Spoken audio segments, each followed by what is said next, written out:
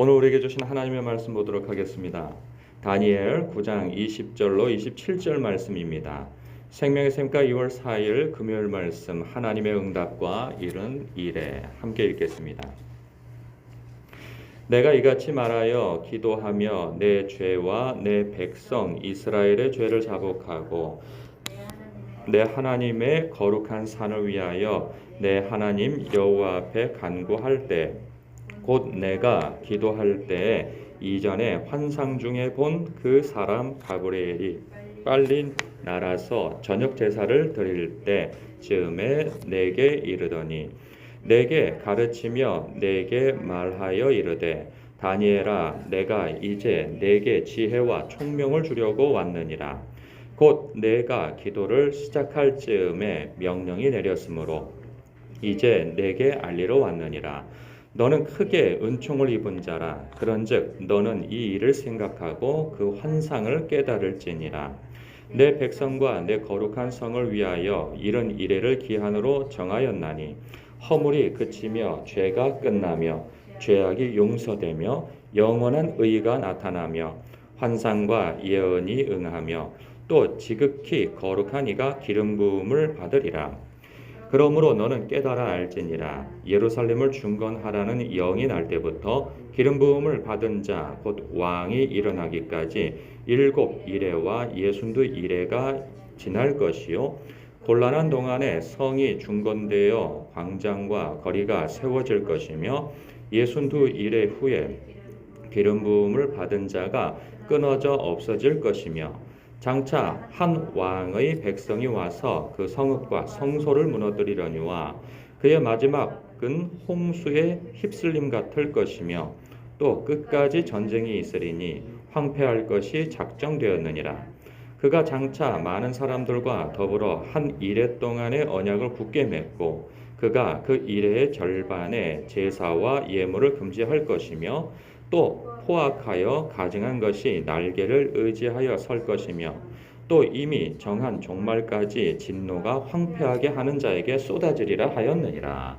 아멘. 우리는 말씀을 통해 우리의 기도 이면에 영적인 세계에서 어떤 일이 벌어지는지 그 일부를 보게 되죠.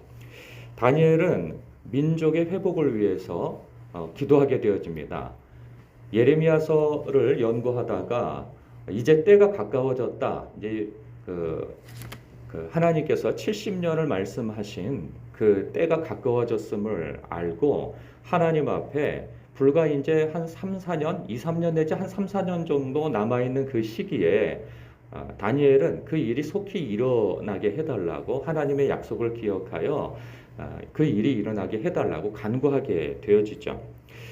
그가 이렇게 그 다니엘이 간구할 때 무슨 일이 벌어지는가 보니 21절에 보니까 가브리엘이 빨리 날아서 저녁 제사를 드릴 때쯤에 내게 이르더니 이게 빨리라는 표현이 나와요. 그리고 22절에 보면 내게 가르치며 내게 말하여 이르되 다니엘아 내가 이제 내게 지혜와 총명을 주려고 왔느니라. 곧 내가 기도를 시작할 즈음에 명령이 내렸으므로 그죠?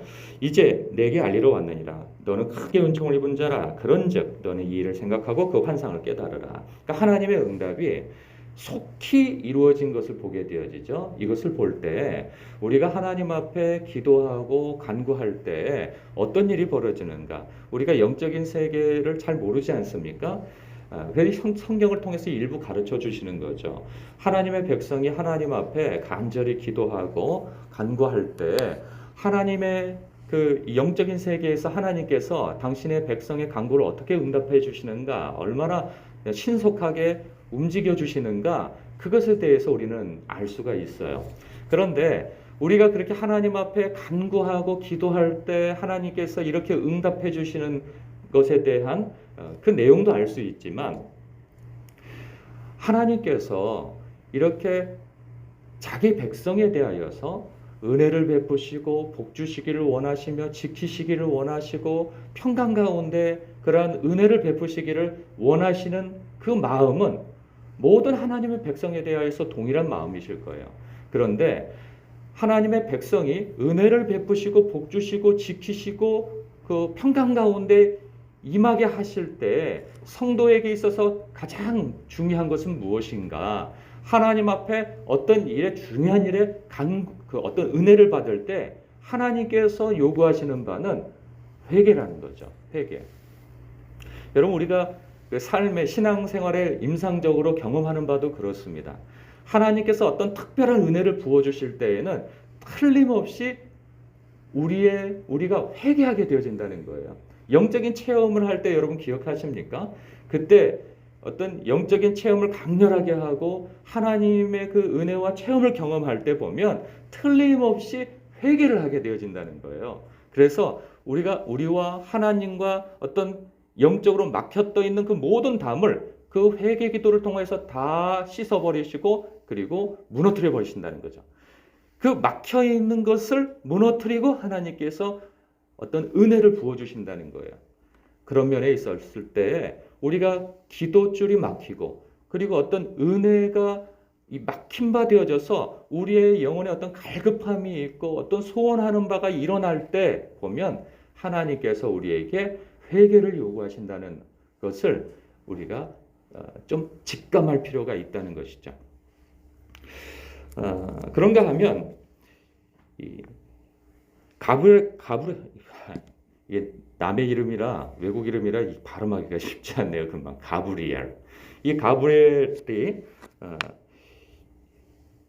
다니엘이 기도한 내용에 대해서 하나님의 명령을 받고 그 응답을 얘기해 주죠.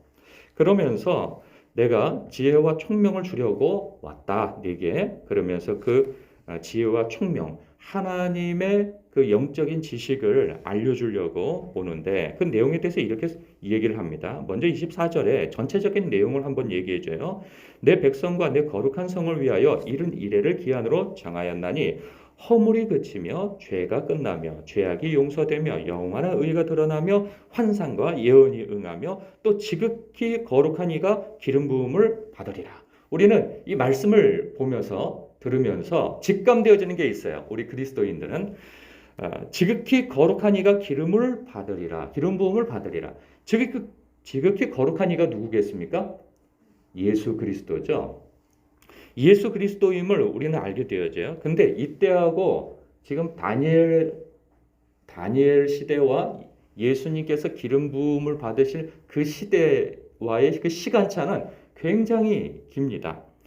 그분이 오셔서 어떤 일을 행하실 것인가? 허물이 그치게 되어지고 죄가 끝나며 죄악이 용서되며 온전한 용서가 있게 되어지며 십자가의 은총으로 그런 일이 일어나는 거죠. 그리고 영원한 의가 드러나며 이전에는 유대인들이 스스로 어떤 율법을 지켜가면서 그 의를 이루어간다고 생각했지만 인간의 자기의 의가 아닌 하나님의 의로 인하여서 온전한 죄악의 용서가 이루어진다는 그 말씀을 해주고 있어요.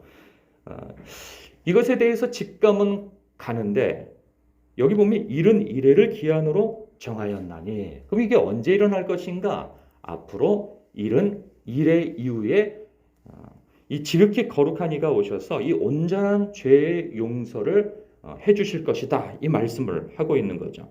그러면 이르는 70년을 의미하고 이레는 7년을 의미합니다. 그러면 77에 49, 490년을 이야기하는 것이죠. 그러니까 꼭 그렇게 490년 이후라고 그렇게 언급되어질 수도 있고 또 다른 의미가 포함되어질 수도 있습니다. 근데 중요한 것은 예수 그리스도께서 오신다는 그 의미로서 말씀하고 있는 것이죠. 그러면서 25절부터 좀 세부적으로 이제 말씀하고 있어요. 그러므로 너는 깨달아 알지니라 예루살렘을 중건하라는 영이 날 때부터. 그럼 이때는 언제인가? 좀 세월이 더 지나게 되어집니다. 이때는 에스라 7장에 보면은 아닥사스다에 의하여서 어떤 칙령이 내려져요. 너희들은 돌아가라. 그리고 너희들은 가서 성전을 재건하도록 하라 하는 그 명령이 있게 되어진단 말이죠. 그렇게 예루살렘을 중건하라는 영이 날 때부터 기름 부음을 받은 자, 곧 왕이 일어날 때까지, 그러니까 예수 그리스도가 오실 때까지 그 기간이 7이레와 62이레가 지날 것이요. 이것도 계산을 해보면은 뭐 한 483년 정도가 지나서 예수 그리스도가 오실 거라는 그 이야기를 하고 있죠. 그리고 이렇게 되어져서 곤란한 동안에 성이 준 건데요. 광장과 거리가 세워질 것이다. 다니엘은 자신 그 70년이 차면 자신의 민족이 돌아가게 되어져서 이제 뭐 성전도 회복시키고 성벽도 회복시키고 그리고 다시 국가를 회복시키고 하는 그러한 마음으로 기도하는데 그러한 기도가 1차적으로는 70년 안에 다 일어나는 것이 아니라는 거죠. 그 70년에 그때는 돌아가는 것만 이루어지는 거고 그 이후에 다니엘이 알지 못하는 것까지 말씀해 주신다는 거예요. 그래서 결국은 그 성이 온전히 세워질 것이다 하는 것에 대한 말씀을 해주고 있어요. 그러면서 26절에 예순두 이래 후에 기름 부음을 받은 자가 끊어져 없어질 것이며 이것은 그 기름 부음 받은 자 예수 그리스도가 십자가 사역을 끝마치고 이제 그분이 사라질 것에 대한 말씀을 하는 거죠. 다시 부활하시고 그리고 승천하시는 그때를 이야기하는 것입니다. 그러면서 장차 한 왕이 백성이 와서 그 성읍과 성소를 무너뜨리려니와 그의 마지막은 홍수에 휩쓸림 같을 것이며 또 끝까지 전쟁이 있으리니 황폐할 것이 작정되었느니라. 이것은 뭐 역사적으로 로마 황제의 그 한 장군으로서 그 티투스라고 하는 자가 있습니다. 그가 AD 70년에 그 예루살렘 성을 완전히 무너뜨려 버립니다. 그때를 이야기하는 것으로 보입니다. 그리고 27절에 그가 장차 많은 사람들과 더불어 한 이레 동안의 언약을 굳게 맺고 그가 그 이레의 절반의 제사와 예물을 금지할 것이며 이것은 그 해석이 분분해요. 이것은 그 적그리스도에 의하여서 성전이 회포되어질 것에 대한 이야기를 하는 것으로 여기는 사람이 있는가 하면 저는 이렇게 보는데 그 예수님의 그 십자가 사역으로 인하여서 옛 제사가 폐하여진다라는 것으로 봅니다.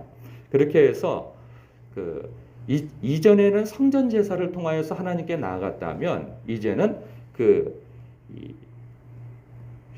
이제 제사와 예물을 금지하게 되어지는 것이죠. 이제 성전 제사가 끝나고 이제 예수 그리스도의 피의 공로를 통하여서 보혈의 공로를 통하여서 하나님께 나아갈 수 있는 길이 열린다 하는 그 말씀을 하고 있는 것이죠.